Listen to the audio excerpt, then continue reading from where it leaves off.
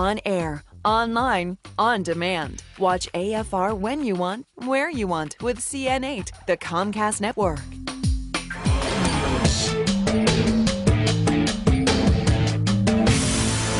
All right, here's a question for you men out there, because the men's stuff is the good stuff today. How handy are you?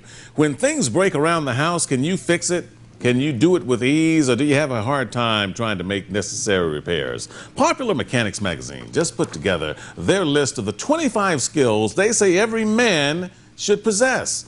Now, some of them are rather simple. Others, well, they require a little bit more skill. So we want to show you the list, and then we want to get some reaction from you. The list goes like this, from 1 to 10, a couple of things on there: patching a radiator hose, protecting your computer, rescuing a capsized boater, fix a dead outlet, frame a wall, build a campfire, use a torque wrench, a couple of things there.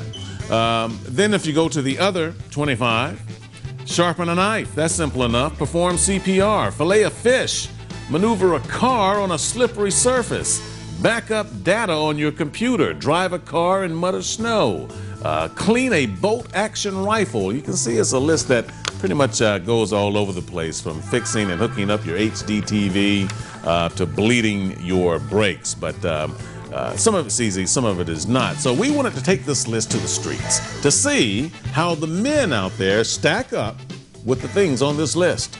It helps. I think it makes a man feel better. Package. And it makes a man feel better. The more he can do, the more he can accomplish, builds up his own self-worth. I hope no ladies take this as a sexist statement, but a lot of women can't do it. So if you have a man in the house, for instance, I live with my mother, and she's a lot of things that she can't do, so it's good to have me around. It's convenient to have me to be able to fix things. He definitely needs to bleed brakes, change oil, paint a room. Yeah. Get a car, and oh yeah, he needs to do a few of these things.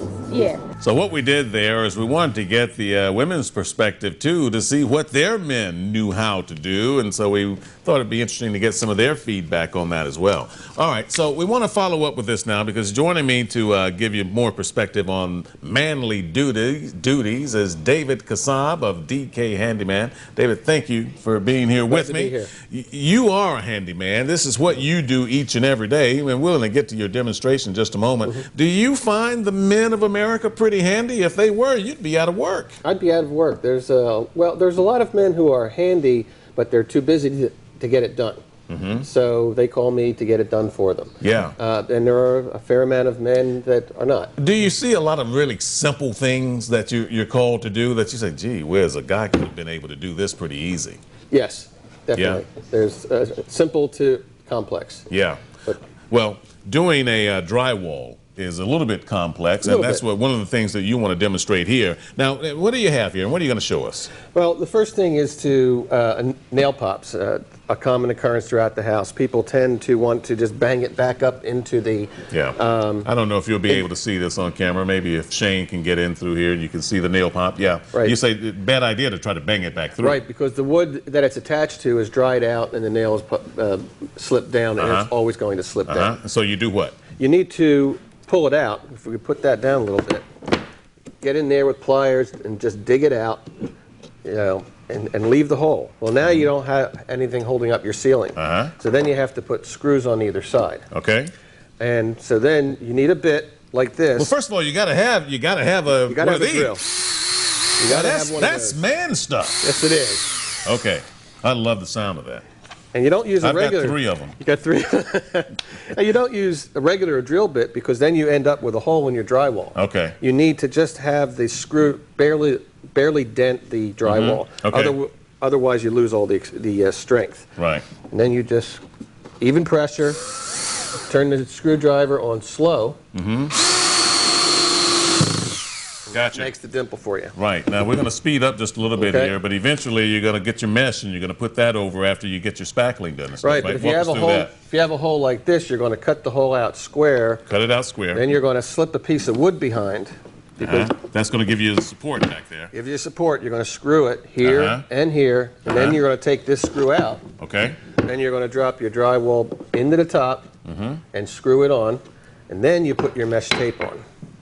And then here comes the mud. You're going to put the mud over the top of it. Then you put the mud over the top, with a big enough blade. Show them what we mean by the mud there. Here's the mud right here. Joint compound. You know, I'm talking like I can do all of this stuff. I have patched drywall before, though, I will admit. Well, and where a lot of people make a mistake. The hard part is to smooth out these edges so that when you paint over it, that it's a nice smooth line. That's tough. Right. So you see here, I've got a 6-inch blade. Right. And then, but I'll go over it with a 12-inch blade. Yeah. And then I'll let it dry in a thin coat. And then go take back a picture of that so you can see what that looks like. And that's just on a rush job that Dave did just for TV, but you can get the idea. Let me just reach over here for a minute now. This is your tool belt. Right. Uh-oh. Every man worth his salt ought to have a tool belt, shouldn't he? Yes. You know, you got to have this stuff. Okay, I know what this is. You know what this is, guys? This is for finding your stud on the wall. Am I right? Right. It should beep when you wave it in front. That's right, yeah. You got a stud finder. Of course, you got to have your tape measure. Correct. Okay, what else do you keep in here? Well, I've just brought drywall tools today, so that's the razor knife. Careful with this thing. Okay? Right. So again, men of America need to be more handy. You saw the list. Did you agree that that was a pretty easy list or pretty difficult? Most of it was fairly easy. I think a few things were a little bit difficult. And for men, you know, find the time, be more handy around the house if you're not already, because these are some things you really can do. Right, and with a little information, it's easy to figure out a lot of these things. All right, David, thank you. Thank you. Very, very much, and we'll get to spackling on this drywall. Of course, Poular Mechanics' top 25 list has some interesting things on it, but the men here at AFR, my staff, we decided that we needed to take this a bit further so that you could see some other things that weren't on the list. So we came up with our own top 10 for our AFR man stuff list, and we took on 3 of those things to show you. Item number 1, you've got to know how to tie a tie. Because if you're one of those guys who has a pre-tied tie already stuffed behind a door or in a closet somewhere because you don't know how to tie a fresh knot, take it or loose, your tie deserves a fresh knot every time.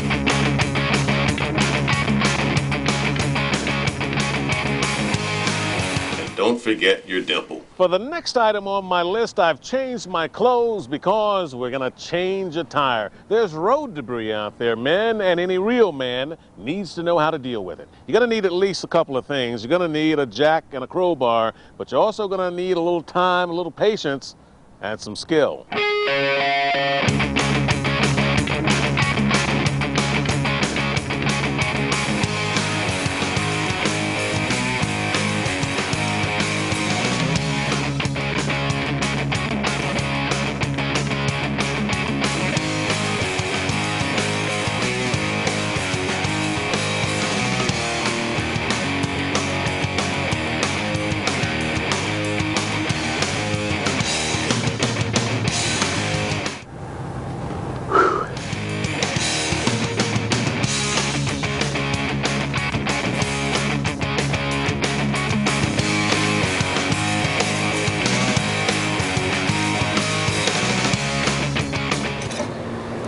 Finally, item 3 that any man ought to be able to do, I've cleaned up my hands and picked up the tongs because the AFR men believe that any real man needs to know how to work a grill. And for this part of the segment, I've got my AFR producer, Brian Aiken, here. You are an ace on the grill. I'm an ace. Tell them what they need to know. Basically, what you need to know is you need to first be able to manipulate your fire, whether you got a gas grill, charcoal grill. You want to make sure that your heat's not too hot, because if it's too high, your flames are too high, you'll burn your food. Control the heat. Control the heat is important. Let's slap this next burger down. That little dimple's important, isn't it? Why is that? That's right, because you don't want your burger, you don't want your meat to bubble up. You don't want it to rise up in the middle. You got yourself a flat burger. That's what you want. Should anyone ever walk away from a meal when a man is preparing the grill hungry? No, no. There must be meat to eat. You got to have meat to eat.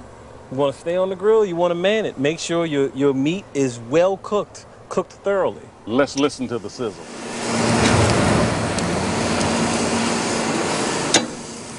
Okay, we just thought those 3 things, for starters, should be on this man list that Poular Mechanics didn't put on the list, and hope you're handy with the grill and can tie a tie, among other things. And did you see me changing that tire? That was fast.